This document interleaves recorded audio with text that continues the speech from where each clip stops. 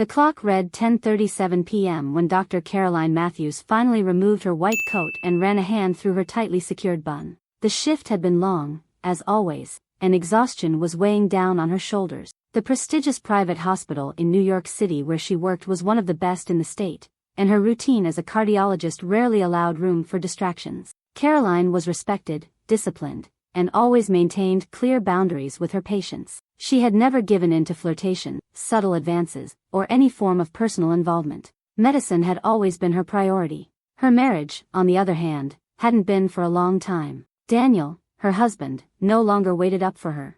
As a corporate attorney, he worked long hours as well. The home that was once filled with lively conversations and candlelit dinners had become nothing more than a space they shared out of convenience. Sex was rare, kisses were routine, and "I love yous" had become phrases said out of habit. Caroline accepted this reality, convincing herself that it was normal after so many years. But deep inside, something in her was slowly eroding. That same night, Ethan Carter was admitted to the hospital. 42 years old, a successful entrepreneur, and a man who exuded confidence. He had suffered a mild heart attack and was rushed to the ER. His medical history revealed a life of excess, lavish parties, expensive whiskey, luxury cars, and women who never stayed long. But lying there in that hospital bed, even in a moment of vulnerability, he still carried an unsettling magnetism, the kind of presence that turned heads and commanded attention. The next morning, Caroline was assigned to his case. She grabbed the patient chart and walked into his private room for his initial evaluation. "Good morning, Mr. Carter. I'm Dr. Matthews, and I'll be overseeing your care. How are you feeling today?" she said without lifting her eyes from the medical notes. "Better now," he replied, a slow smile creeping onto his lips. Caroline finally looked up, and Ethan's gaze was locked onto her. It wasn't intrusive, but measured, assessing, the way someone might evaluate a fine glass of bourbon before taking the first sip. She ignored the subtle provocation, maintaining her professionalism. "Your test results indicate you suffered a mild heart attack, likely brought on by stress and an unhealthy lifestyle. We'll need to make some serious changes." "Unhealthy habits?" Ethan raised an eyebrow, the corner of his mouth tilting up.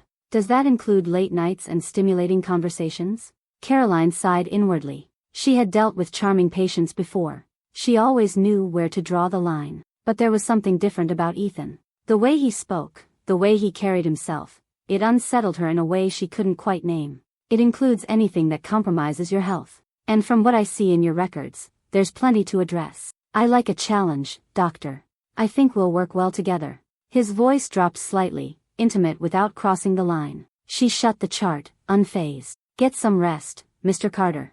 We'll discuss your treatment plan after the next round of tests." As she left the room, she felt something unfamiliar. It wasn't irritation, nor discomfort. It was something else entirely, something she hadn't felt in years. In the following days, Ethan remained under observation. Caroline made her routine visits, always maintaining her strict professionalism, yet each conversation with him felt charged. He didn't push, he didn't need to.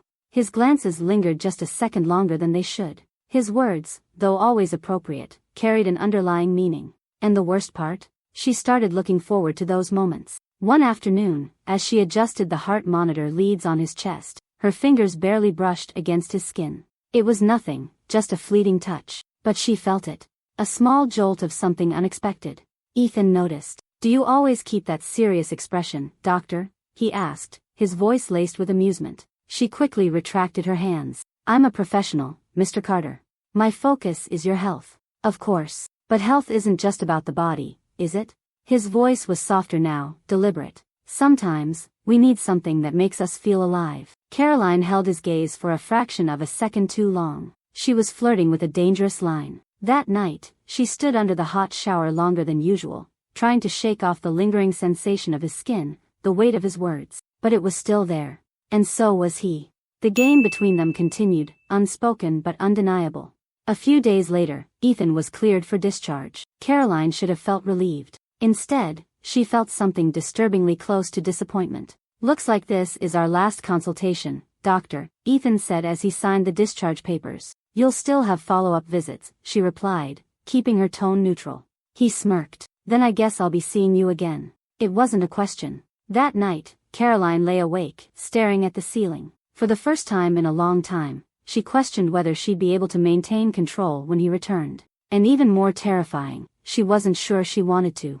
The days passed, and as expected, Ethan Carter returned for his follow-up appointment. His first post-discharge consultation was scheduled for a quiet morning when the hospital was less crowded. Dr. Caroline Matthews mentally prepared herself before entering the room. She needed to keep her composure. She needed to remember who she was. But the moment she opened the door and found Ethan sitting there, that same confident, assessing gaze on her, she realized the line between professionalism and desire was becoming increasingly blurred. "Doctor," he greeted, leaning slightly forward, a subtle smirk on his lips. "I've been looking forward to this appointment." She remained expressionless. "I hope you've been following the recommendations, Ethan. Your health depends on it." "I've tried. But some things are beyond control, aren't they?" His voice was calm, but his gaze was piercing. Caroline felt the weight of those words settle deep inside her. Ignoring the insinuation, she took her stethoscope and stepped closer.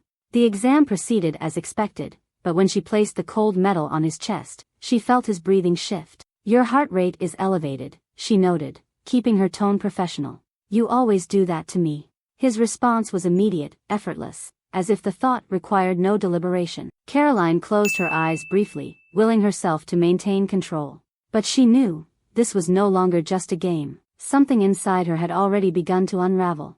The following appointments were even harder. Ethan became bolder, and Caroline found herself struggling to remain indifferent. Outside the hospital, she thought about him more than she should. At night, she lay beside Daniel, but it was Ethan's face that occupied her thoughts. Her already strained marriage now felt like a suffocating cage. Then came the night that changed everything. It was a medical fundraising gala, a high-profile charity dinner where some of the hospital's biggest donors and investors were present, and Ethan was one of them. He looked impeccable, dressed in a tailored black suit, exuding the same effortless confidence that had unsettled her from the start. The moment he spotted her from across the ballroom, he didn't hesitate. He moved toward her with deliberate steps. "Dr. Matthews," he murmured, lowering his voice just enough so that no one else could hear. "What a coincidence, seeing you outside the hospital." She should have walked away. She should have shut it down right there. But she didn't. The conversation lingered. The glasses of wine emptied. And before she knew it, they were leaving together. In the parking lot, just as she was about to step into her car, Ethan reached for her wrist, stopping her. "I know you feel the same way, Caroline," he said, his voice low and husky. "Why keep pretending?" And there, in the darkness of the night, she gave in. The kiss was intense, fueled by years of repression. For the first time in as long as she could remember, she felt alive. The affair escalated quickly. At first, it was spontaneous, reckless, stolen moments in discreet hotels. Then, it became something else. She started rearranging her schedule, making excuses, staying longer at the hospital when she didn't have to. She knew she was going too far. But she couldn't stop. And then, Daniel began to notice the faint traces of a different cologne on her clothes, the way she hid her phone screen, the involuntary smiles she didn't even realize she was giving. But the worst was yet to come. One evening, as Caroline stepped out of a hotel with Ethan, her world came crashing down. Across the street, standing by his car, Daniel was there, watching. He didn't yell. He didn't cause a scene. He just looked at her. And that look, pure disappointment, raw betrayal, was far worse than any outburst could have been. Her heart pounded. Panic set in. Before she could say anything, before she could even move, Daniel turned, got into his car, and drove away. And in that moment, Caroline knew, her entire world was about to collapse. The silence between Caroline and Daniel became deafening. He never mentioned what he had seen that night, but something had changed. The way he looked at her, how he avoided touching her, how his words became measured and cutting. Caroline knew the confrontation was coming. Guilt began to eat away at her. In the following days, she avoided Ethan. His messages piled up on her phone, but she didn't respond. The desire that had consumed her before was now replaced by unbearable anguish. The weight of her choices crashed down on her like an avalanche. Then, on a cold night, when she arrived home after work, Daniel was waiting for her in the living room. His expression was firm, no anger, just disappointment. "Can we talk?" he asked, his voice controlled. A chill ran down her spine. She sat on the couch across from him, her hands restless in her lap. "I saw you," he said, no hesitation, leaving the hotel. With him. Caroline felt the blood drain from her face. "Daniel, don't lie." His voice was flat. "I just need to know one thing. Was it just once, or has it been going on for a while?" She swallowed hard, thought about lying, about minimizing the damage. But the truth was too heavy. It's been going on for a while, she admitted, her voice barely above a whisper.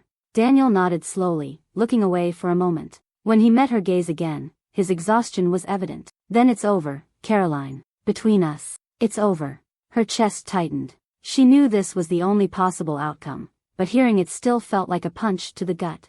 I never wanted to hurt you. But you did. He cut her off. And there's no fixing this. The divorce was inevitable.